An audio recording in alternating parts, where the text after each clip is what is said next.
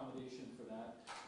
The court will waive Ms. Bordeaux's physical presence here in the courtroom today for purposes of today's arraignment.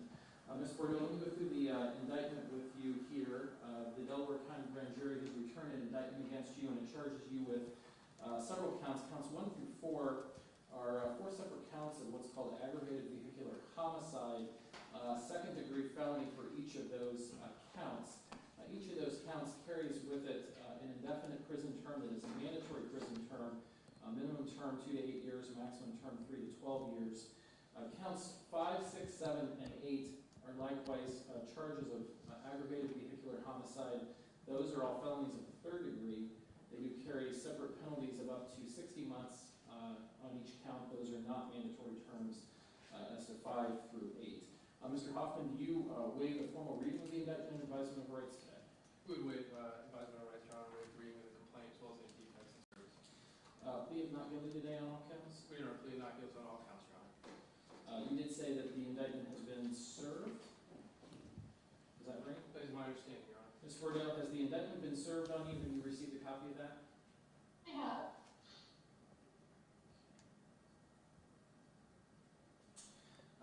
Mr. Hoffman, you have background on your client? I do, Your Honor. Ms. Bordeaux has a date of birth of 10/27/1994. The last 4 of her social security number is 6305. She is a high school graduate. She has some college. She is able to read and write English. She is a U.S. citizen, and she does not have any military service. If she were to post, where would she reside? She would be residing at 7985 Miranda Drive in Blacklick, Ohio. That is her mother's residence.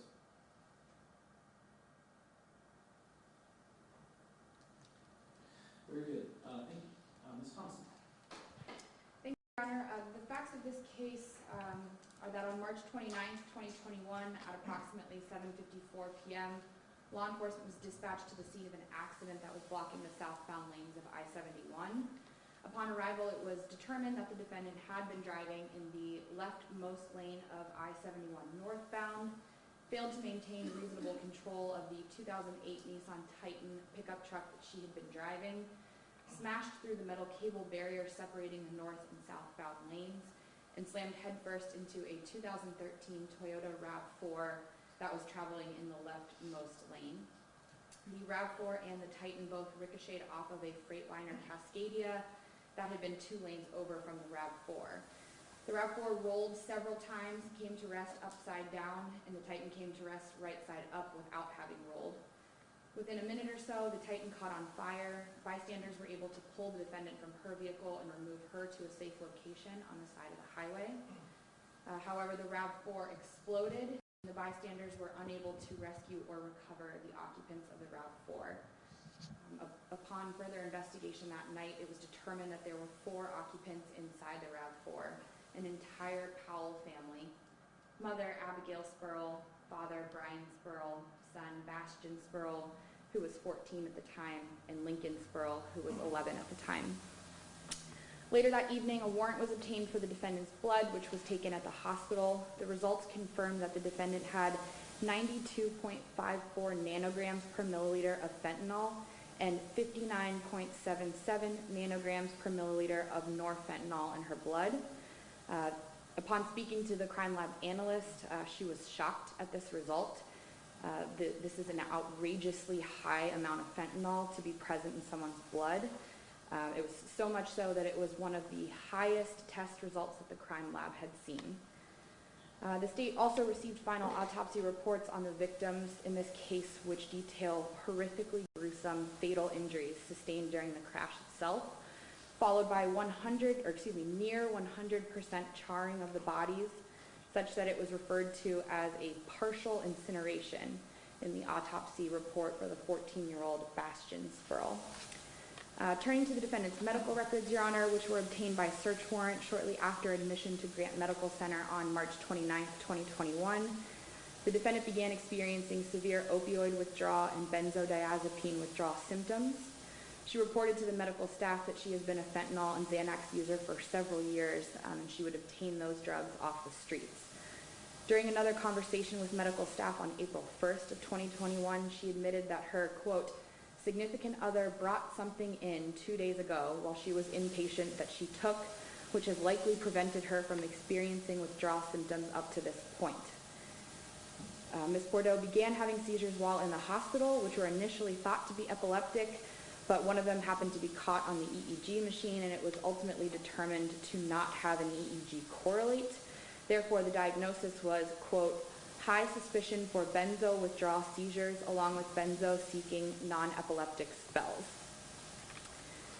The state believes that Ms. Bordeau is an extreme danger to the community, Your Honor. She is a Franklin County resident that chose to drive with unbelievably high amounts of fentanyl in her system on the highways of Delaware County.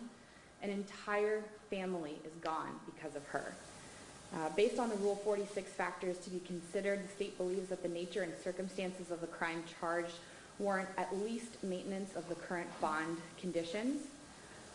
The weight of the evidence against Ms. Bordeau is significant as provided in the toxicology report. The state does not believe that the defendant's identity is at issue in this case. The defendant does have ties to the Franklin County community. The state believes the defendant to be unemployed, contrary to what was reported by Adult Court Services. She evidently can't recall the name of the laundromat where she claims to be employed. The defendant does not have any criminal history other than minor traffic infractions, and the defendant was cooperative with OSP and the U.S. Marshals that served her with her initial warrant when they took her into custody. The state is requesting that in addition to the cash bond of $500,000, if the defendant is able to post bond, she be also subject to house arrest with GPS monitoring. She not be permitted to drive. She must report to Adult Court Services and undergo random urinalysis, and she complete a drug and alcohol assessment and begin any recommended treatment. The state further believes that now that she has been indicted, she is inherently a flight risk due to the seriousness of the charges and the possibility of being sentenced to upwards of 68 years in prison for killing this family.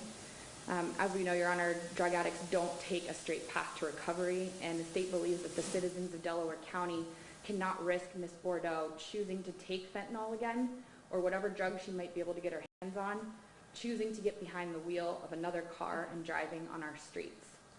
Ms. Bordeau was arrested on June 1st of 2021, so her in-try-by date would be August 30th of 2021. If she is to post bond and be out of custody, her try-by date is February 10th of 2022. The state anticipates that this would be anywhere from a 2 to a 3 week trial. And the state at this time respectfully requests that the previously imposed bond conditions remain in place. Thank you. Okay. Mr. Hoffman, let me start with the try-by dates. August 30, if she remains in, February 10, if she would post today. Do you agree with both of those? This time we do, Your Honor. Do you want to address bond here? Thank you, Your Honor.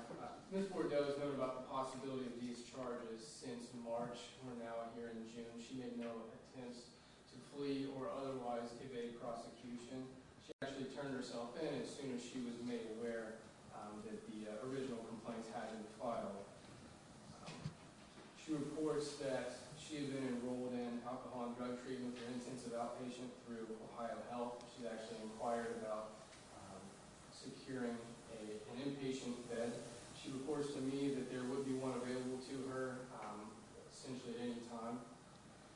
Prior to all of this, Your Honor, she reports that she had a good job. She was a manager of a retail store. She has a young son, a 2-year-old child, for whom she's the primary care provider.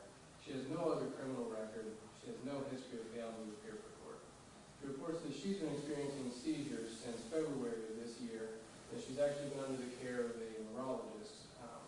Through this neurologist, she's come up with a treatment plan with the proper medications to control the seizures.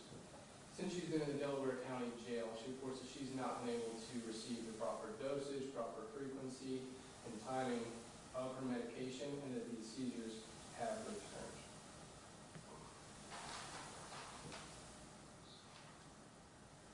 I'm not aware of any attempts to obstruct the process. As the state indicated, she has been cooperative with law enforcement up to this point. She's not a flight risk. She doesn't have the means to flee. She She knew that these charges were coming. They had no intent to do so. Based upon those foregoing factors, Your Honor, we would ask the court again for an over-recognizance bond to give Ms. Bordeau an opportunity to get her health back in order and to make proper arrangements for her son.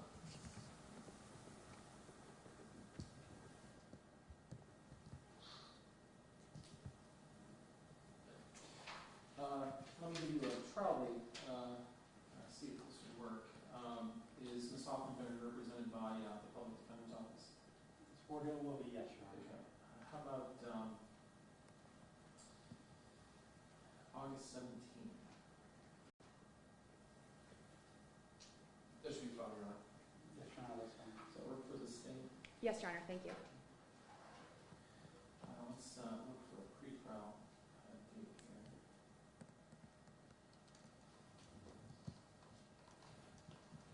How about July 26th, Monday morning at 9:30? Does that work for both sides? That works for the state, Your Honor, thank you. Did you say 9:30? 9:30 that morning. I'm actually currently scheduled for a trial. Did you say the 26th? The 26th. 26th, okay. That would be fine, Your Honor. Okay. We'll set trial then for August 17 at 9 o'clock, and our pre-trial at July 9:15 in the morning, July 26th, 2021. After considering the factors in Rule 46, the court will maintain the current bond that was set by the magistrate in this case of $500,000 with the same conditions. Ms. Bordeau is not permitted to leave the state. She is to sign a waiver of extradition, communicate and cooperate with her counsel. She'll be subject to house arrest with GPS monitoring and required to reside at 7985 Miranda Drive in Blacklick or an address approved by her pretrial officer. She's not to possess or consume any alcohol or controlled substances, to report for any supervision and testing, not permitted to operate a vehicle of any kind, undergo a drug and alcohol assessment, and complete any recommended treatment, not to be arrested or charged with a crime, and 3 fees that are required to be paid, totaling $85 will be due July 1 or on release in this case. Is there anything further from the state today that you need to cover? Just wanted to let defense counsel know that discovery is voluminous and it will be forthcoming in the next week or so. Very good. Anything from the defense? Good, brother. Very good. Thank you. Thank you, Ms. Bordeaux.